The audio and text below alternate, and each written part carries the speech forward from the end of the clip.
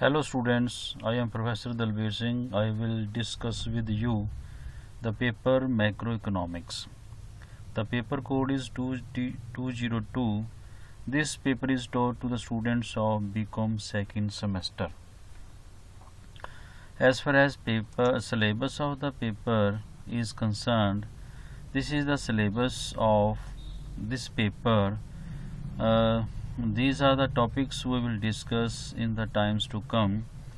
Macroeconomic concept, nature, scope and variables, national income, ये कुछ एक कंसेप्ट हैं जो आपने बीकॉम +2 लेवल पे पढ़े हुए हैं।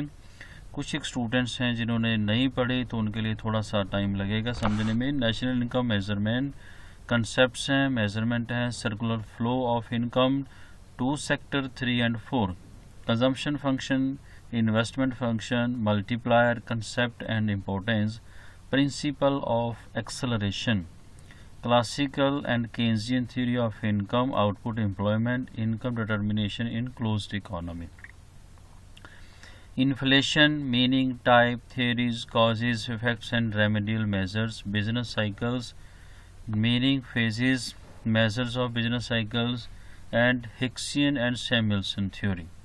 ये सारे के सारे कंसेप्ट हम यहाँ स्टडी करेंगे आने वाले समय में।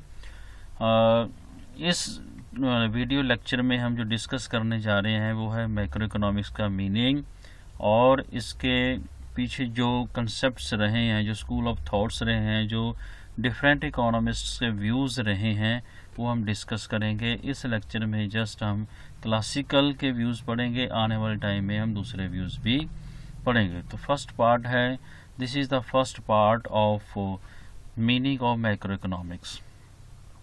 3-4 लेक्चर्स के अंदर ये हम पूरा जो है मैक्रो इकोनॉमिक्स का फर्स्ट पार्ट कवर कर पाएंगे।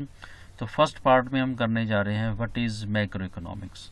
प्रीवियस सेमेस्टर में आपने माइक्रो इकोनॉमिक्स पढ़ा है और अब हम पढ़ेंगे मैक्रो इकोनॉमिक्स। आप पहले भी पढ़ चुके हैं, अब दोबारा से मैं शुरू कर रहा हूँ और दोबारा मैं आज सबका वेलकम करता हूँ नए सेमेस्टर के अंदर। और हम करने जा रहे हैं मैक्रो इकोनॉमिक्स। फर्स्ट पार्ट में हम मैक्रो इकोनॉमिक्स पढ़ेंगे और वीडियो लेक्चर के सेकंड पार्ट में हम पढ़ेंगे क्लासिकल्स के क्या व्यूज़ थे regarding macro economics, regarding government intervention. तो इंट्रोडक्टरी पार्ट है, professor Ragnar Frisch of Oslo University in 1933 divided the study of economics. Adam Smith, आपको पता है Adam Smith father of economics हम कहते हैं, पहले जिसका नाम था पॉलिटिकल इकोनॉमी। तो धीरे धीरे आते आते टाइम में आने वाले जो टाइम था 1933 के अंदर क्या किया गया, इसको रेगनर फ्रिश ने 2 पार्ट्स में डिवाइड कर दिया इकोनॉमिक्स को, micro economics and macro economics. Micro English का वर्ड है which is derived from Greek word, Greek language होती है, जैसे इंग्लिश है, फ्रेंच है, ग्रीक होती है।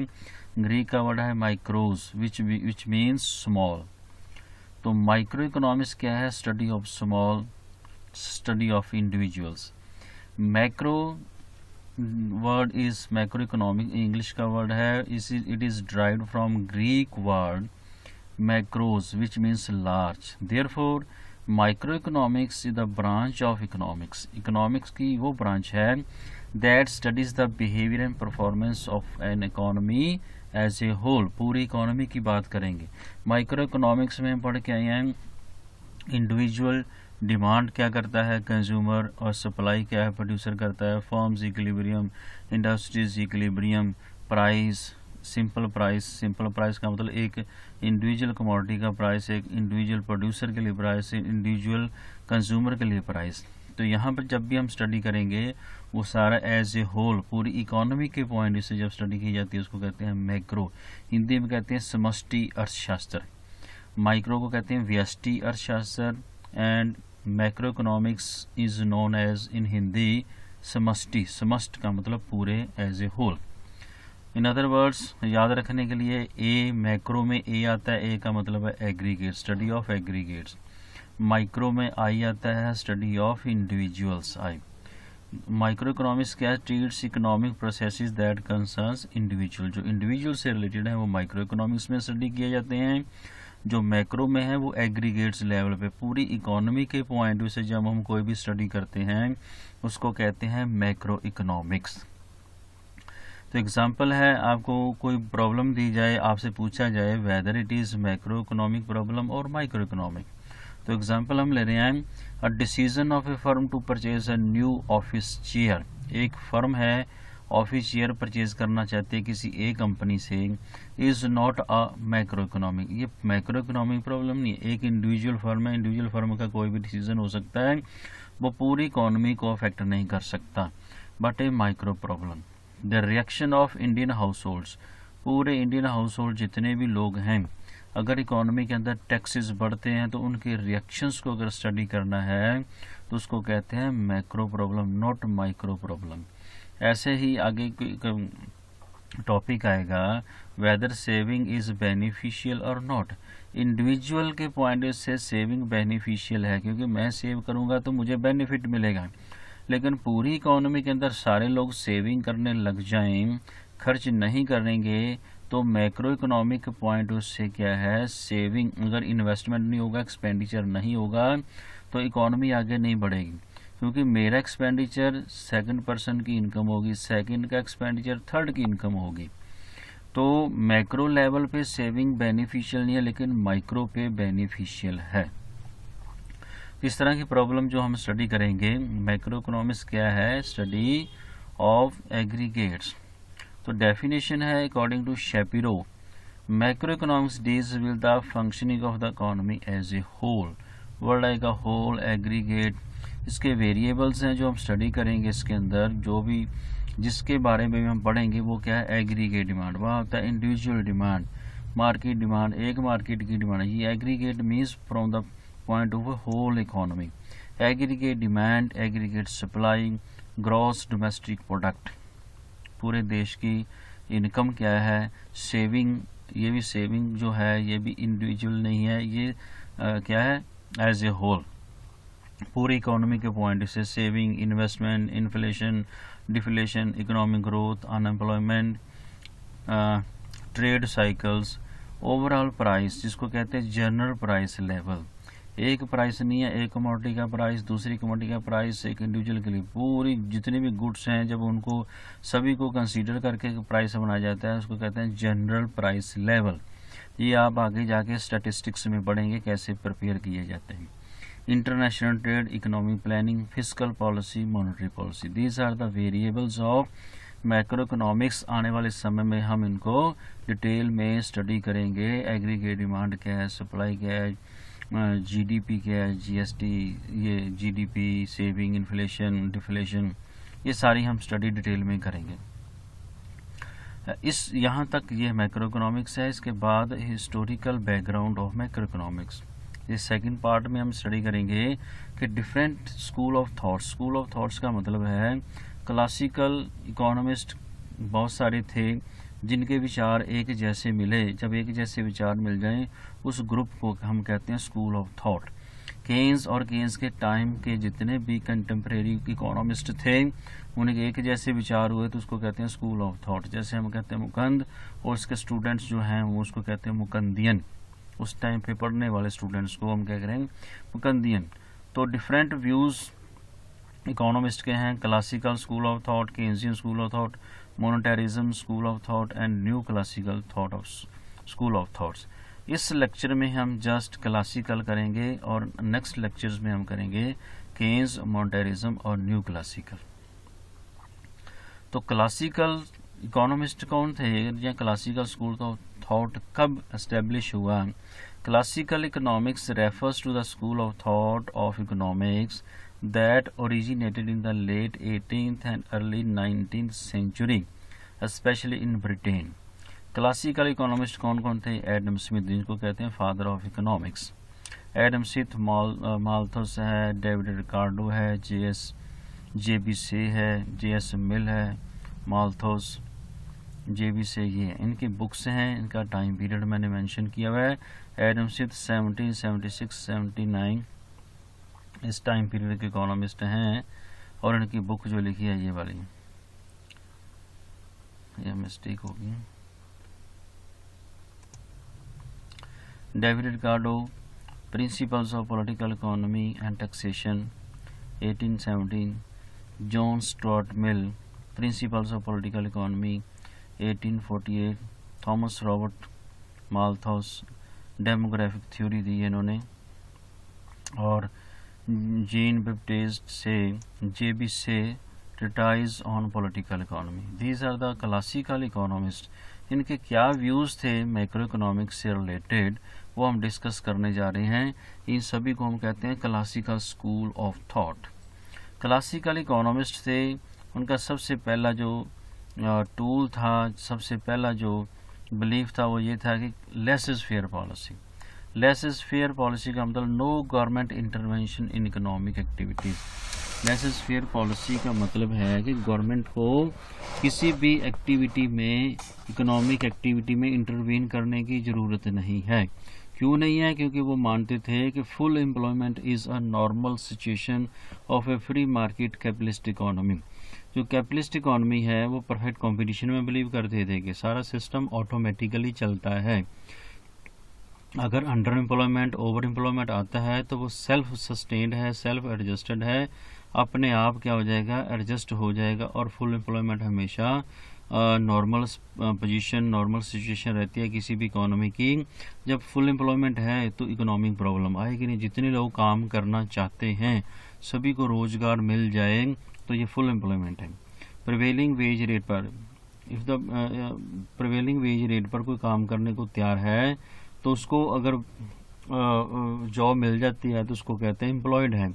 अगर कोई प्रिवेलिंग वेज रेट पर काम करने को तैयार नहीं है तो हम उसको कहते हैं अनएम्प्लॉयड नहीं है, वो काम करना ही नहीं चाहता। इनवॉलंटरी अनएम्प्लॉयमेंट, वॉलंटरी एम्प्लॉयमेंट है, वो चाहता है अपनी इच्छा से बेरोजगार रहना चाहता है वो। तो वो नॉर्मल फीचर्स मानते थे फुल एम्प्लॉयमेंट को। तो अंडर एम्प्लॉयमेंट वो कहते हैं शॉर्ट टाइम, वो लॉन्ग टाइम पीरियड में विश्वास करते थे। शॉर्ट टाइम पीरियड में हो सकता है अनएम्प्लॉयमेंट आ जाए, अंडर एम्प्लॉयमेंट आ जाए, तो वो कहते हैं ऑटोमेटिकली रिमूव हो जाएगी। सेल्फ एडजस्टमेंट है। ये सेल्फ एडजस्टमेंट कैसा होता है आगे मैं आपको डायग्राम से एक्सप्लेन करूंगा मैं। तो वो विश्वास रखते थे सेज लॉ ऑफ मार्केट में। सेज लॉ ऑफ मार्केट क्या है? जेबी से का ये लॉ है, the supply creates its own demand. जो सप्लाई है वो अपने आप डिमांड को क्रिएट करती है। मीन्स जो आप प्रोड्यूस करेंगे, वो कहते थे कि जो भी इकोनॉमी में प्रोड्यूस किया जाता है वो अपने आप सेल हो जाता है। जब अपने आप सेल होगा तो गवर्नमेंट को इंटरवीन करने की कोई ज़रूरत नहीं है, सिस्टम ऑटोमेटिकली चलता है। क्यों चलता है? क्योंकि वो मानते थे flexibility of wage rate. Flexibility of wage rate market, labour market से रिलेटेड है। इंटरेस्ट रेट भी फ्लेक्सिबिलिटी, मनी मार्केट, प्राइसेस में भी फ्लेक्सिबिलिटी है, गुड्स मार्केट। तीन तरह की मार्केट है। तीनों मार्केट्स के अंदर वो क्या कहते थे कि फ्लेक्सिबिलिटी होती है रेट्स की। रेट्स अपने आप अप डाउन होकर इक्विलिब्रियम जो है वो मेंटेन कर लेते हैं, तो कभी भी कोई प्रॉब्लम नहीं आएगी, फुल एम्प्लॉयमेंट हमेशा रहेगा। इसलिए गवर्नमेंट को इंटरवीन करने की कोई ज़रूरत नहीं है। तो इसको हम वन बाय वन पढ़ सकते हैं, स्टडी कर सकते हैं कि मनी मार्केट में किस तरह से इक्विलिब्रियम आएगा। तो मनी मार्केट में क्या है, रेट ऑफ इंटरेस्ट इस साइड है, और मनी मार्केट में क्या सेविंग और इन्वेस्टमेंट है।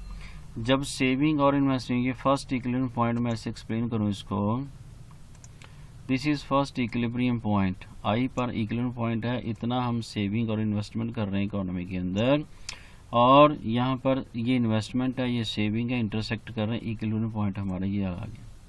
अब इस इक्विलिब्रियम पॉइंट पे अगर इकोनॉमी के अंदर सेविंग बढ़ जाए, सेविंग बढ़ने से क्या होगा, रेट ऑफ इंटरेस्ट कम हो जाएगा। रेट ऑफ इंटरेस्ट कम होगा तो लोग क्या करेंगे, सेविंग जो है बैंकों में सेविंग जो कर रहे हैं, रेट ऑफ इंटरेस्ट कम होगा तो नहीं करेंगे। इससे क्या होगा, डायरेक्ट इन्वेस्टमेंट होना शुरू हो जाएगी। इन्वेस्टमेंट, रेट ऑफ इंटरेस्ट कम होता है तो बैंकों से लोग पैसा लेंगे, या जिनके पास है वो इन्वेस्ट करेंगे। इन्वेस्टमेंट से क्या होगा, इन्वेस्टमेंट कर शिफ्ट करके अपवर्ड हो जाएगा।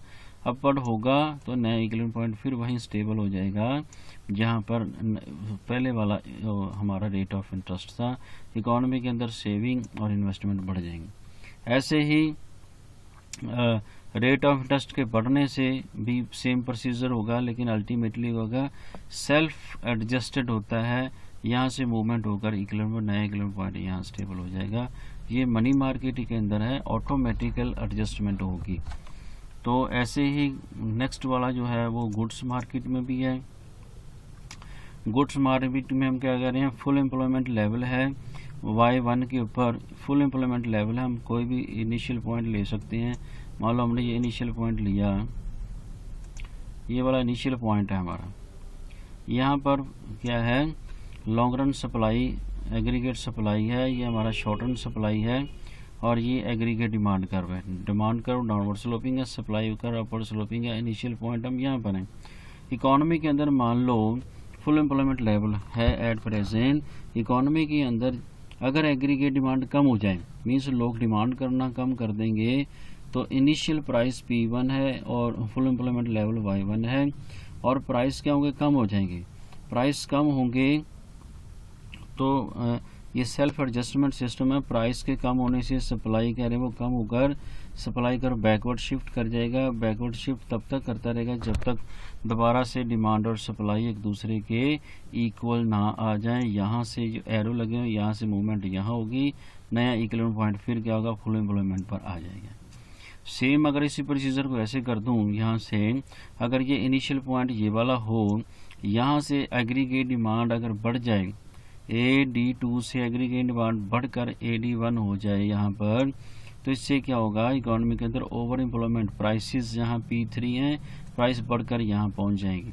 जैसे ही प्राइस अप होंगे, इसको देखते हुए इकोनॉमी के अंदर सप्लाई जो है अपने आप बढ़ेगी, क्योंकि हमने पढ़ा सेल्स law of market, supply creates its own demand. तो सप्लाई बढ़ेगी तो डिमांड बढ़ जाएगी। यहाँ पर नया इक्विलिब्रियम पॉइंट यहाँ से मूवमेंट होकर फिर यहाँ पहुँच जाएंगे, फिर इकोनॉमी के अंदर फुल एम्प्लॉयमेंट आ जाएगा, प्राइसेस फिर स्टेबल होकर ये हो जाएंगे। तो ये प्रोसेस है, ऐसे चलता है। ये क्लासिकल के व्यूज़ हैं कि ऑटोमेटिकली एडजस्टमेंट होती है, इसलिए गवर्नमेंट को इंटरवीन करने की ज़रूरत नहीं है। हमेशा फुल एम्प्लॉयमेंट बना रहता है, सप्लाई अपनी डिमांड को खुद क्रिएट करती है। लेबर मार्केट की बात करें तो लेबर मार्केट में क्या है, एम्प्लॉयमेंट यहाँ पर है और डिमांड और सप्लाई लेबर की ये है। वेज रेट OW है और नंबर ऑफ़ एम्प्लॉयज़ जो हैं वो ON पर लगे हुए हैं। तो जैसे ही वेज रेट बढ़ जाए और वेज रेट बढ़कर R हुआ, तो यहाँ पर क्या है, डिमांड लेबर की कम हो गई है A पर, और जो सप्लाई है यहाँ पर होता है excess supply, D is less than से सप्लाई। जब सप्लाई एक्सेस होती है तो सप्लाई एक्सेस होने से वेज रेट ऑटोमेटिकली कम होगा। सप्लाई का एक्सेस होने का मतलब है लेबर सरप्लस में है, लेबर सरप्लस में होगी, कम वेजेस पर भी काम करने को तैयार हो जाएंगे। ये क्लासिकल का कहना है कि वेज कट की जा सकती है, जिन लोगों को वेजेस ज़्यादा मिल रही है वेजेस कम कर दो, ऑटोमेटिकली क्या होगा, डिमांड सप्लाई की इक्वल आ जाएगी। ऐसे ही सेकंड साइड देखें, अगर वेजेस हमारी OT हैं, यहाँ पर एक्सेस डिमांड है और सप्लाई कम है, यहाँ पर क्या होगा, saving is less than demand. जब डिमांड बहुत ज़्यादा होती है कंपटीशन होगा, कम यहाँ पर जो सर्विसेज देने वाले हैं उनमें कंपटीशन होगा, यहाँ पर सर्विसेज लेने वालों में तो प्राइसेस बढ़ने शुरू हो जाएंगे। प्राइस तब तक वेजेस बढ़ती जाएंगी जब तक इक्विलिब्रियम ना आ जाए, स्टेबल इक्विलिब्रियम E पर आएगा। और ये सारे का सारा क्लासिकल व्यूज़ हैं, वो कहते हैं ऑटोमेटिकल एडजस्टमेंट होती है, गवर्नमेंट को इंटरवीन करने की कोई ज़रूरत नहीं है। वेज बढ़ाना वेज कम करना ऑटोमेटिकल एडजस्टमेंट है। ये फ्री मार्केट इकोनॉमी में एम्प्लॉयर जो अपने आप क्या करेंगे, एडजस्टमेंट कर लेंगे। वेजेस जो हमेशा स्टेबल और नॉर्मल जो है एम्प्लॉयमेंट N पर आ जाएगा, जिसको कहते हैं फुल एम्प्लॉयमेंट। इसी को केन्स ने क्रिटिसाइज़ किया था कि एक बार जो वेज रेट डिसाइड हो जाए उसको कम करना पॉसिबल नहीं है। तो उसने भी अपना कंसेप्ट दिया, तो आगे आने वाले टाइम में हम पढ़ेंगे। ये क्लासिकल के व्यूज़ हैं कि लेबर मार्केट में, गुड्स मार्केट में और फैक्टर मार्केट के अंदर, मनी मार्केट के अंदर, गुड्स मार्केट और लेबर मार्केट में, तीनों में ऑटोमेटिकल एडजस्टमेंट होती है, तो गवर्नमेंट को इंटरवीन करने की ज़रूरत नहीं पड़ती। इसलिए उनकी policy laissez faire, provide competition, full employment, सेल्स law of market, flexibility of wages, इन टूल्स की हेल्प से उन्होंने अपने कंसेप्ट्स को बताया कि गवर्नमेंट को इंटरवीन करने की ज़रूरत नहीं। तो ये समरी पार्ट है। मैक्रो इकोनॉमिक्स क्या चीज़ होती है, मैं दोबारा से रिपीट कर देता हूँ। मैक्रो इकोनॉमिक्स है study of aggregates, the study of whole economy. Classical के व्यूज़ क्या रहे हैं इसके बारे में। गवर्नमेंट, वो कहते हैं लेसेस फेयर पॉलिसी है, गवर्नमेंट को इंटरवीन करने की कोई ज़रूरत नहीं है। फुल एम्प्लॉयमेंट नॉर्मल सिचुएशन होती है। सेल्फ सस्टेन्ड सिस्टम होता है। अगर अंडर एम्प्लॉयमेंट, ओवर एम्प्लॉयमेंट हो भी जाता है तो इकोनॉमी अपने आप सस्टेन कर लेगी, अपने आप एडजस्ट कर लेगी। तीस नेक्स्ट पॉइंट है flexibility of wage rate, interest rate, prices. ये सारे इनको वो फ्लेक्सिबल मानते थे और वो रियल सेक्टर में, रियल फैक्टर्स में बिलीव करते थे। This is the summary of this video lecture. मुझे उम्मीद है कि आपको समझ आया होगा। किसी को कोई डाउट है तो आप पूछ सकते हैं, कमेंट बॉक्स में पूछ सकते हैं, डायरेक्ट मुझे फ़ोन करके पूछ सकते हैं। Thank you, thanks and have a nice day. Stay at home, stay safe. Bye bye. Thank you very much.